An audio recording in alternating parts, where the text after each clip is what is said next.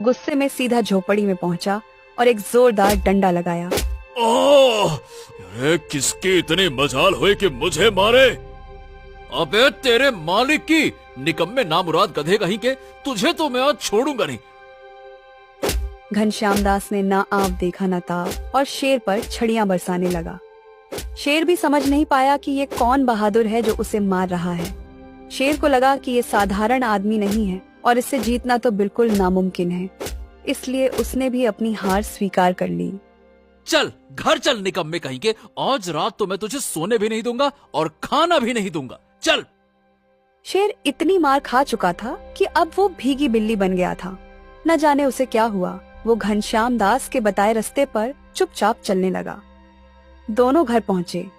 चल अब सारी की सारी बोरियां खींचकर अंदर ले जा, मैं इन्हें नहीं उठाने वाला, ये सारा तेरा काम है। चल जल्दी कर। घनश्याम ने बैठकर शेर से सारा काम करवाया और फिर उसे खूंटे से बांध दिया। हाँ, अब यहाँ से कहीं गया ना तो फिर देखना, तेरी ऐसी सुताई करूंगा ना कि पिछवाड़ा लाल हो जाएगा। इतना कहकर घनश्याम दास सोने चला गया। शेर को भी लग रहा था कि ये कोई वीर है और इसका कहा न मानना मतलब सीधा मौत से टक्कर। वो चुपचाप वहीं पड़ा रहा और उसने हिलने की कोशिश भी नहीं की। सवेरा हुआ तो सारे गांव में हल्ला मच गया था। लोग दूर दूर से घनश्याम दास के घर में खूंटे से बंधे शेर को देखने आ रहे थे। ये का नजारा है भैया, कलयुग में ऐसा भी होता है क्या? मुझे तो लगता है कि ये घनश्याम दास बहुत बहादुर आदमी है भाई। इसने खूंखार शेर को अपने आंगन में ऐसे बांध रखा है जैसे कोई भेड़ बकरी हो। वीर है भैया, तभी तो ये वही शेर है जिसने सबको परेशान कर रखा है, यहाँ भीगी बिल्ली की तरह बंधा पड़ा है। लोगों का शोर सुनकर घनश्याम दास बाहर आया। अभी वो कच्ची नींद में ही था, तभी उसकी नजर बाहर बंधे शेर पर पड़ी। बाप रे बाप, ये शेर मेरे घर में कहाँ से आया? अरे नहीं नहीं नहीं नहीं नहीं, हाँ, कहीं रात के अंधेरे के कारण धोखे से मैं इसे तो नहीं पकड़ लिया है। हे ऊपर वाले, ये क्या हो रहा है मेरे साथ? घनश्याम दास कुछ भी और कहता, इसके पहले ही उसके घर महल से सिपाही आ गए। क्यों, तुम ही हो घनश्याम दास? चलो, तुम्हें महाराज ने महल में बुलाया है। क्या मुझे? पर काहे भैया, मैंने क्या कर दिया है? मैं तो एक मामूली सा गरीब आदमी हूँ, मुझे माफ कर दो। अरे तुम मामूली कहाँ हो, तुमने इस आदमखोर शेर को इतनी बहादुरी से पकड़ा है, तुम्हें तो महाराज इनाम देंगे। चलो चलो, देर मत करो, वहाँ सब तुम्हें देखना चाहते हैं।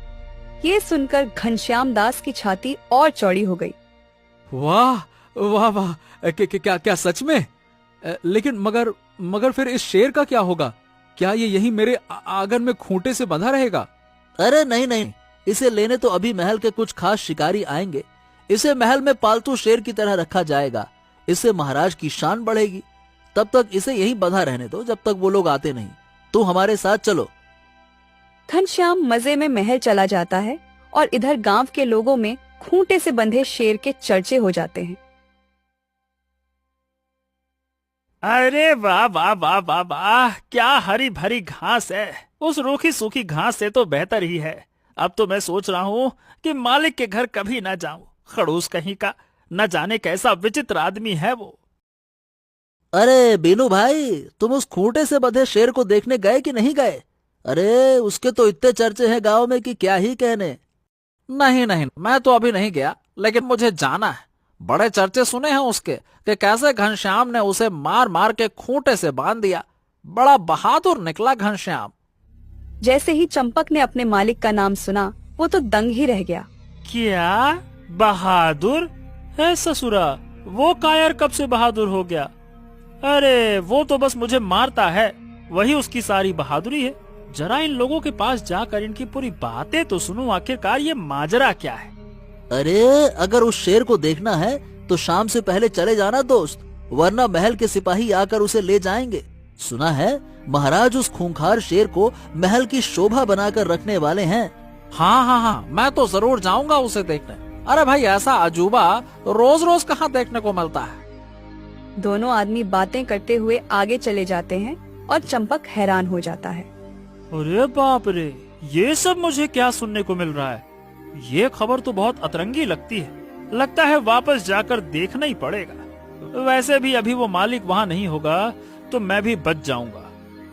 चंपक अपने घर लौटता है और उसके सामने एक शेर ढेर हुआ उसके घर के दरवाजे पर लेटा था।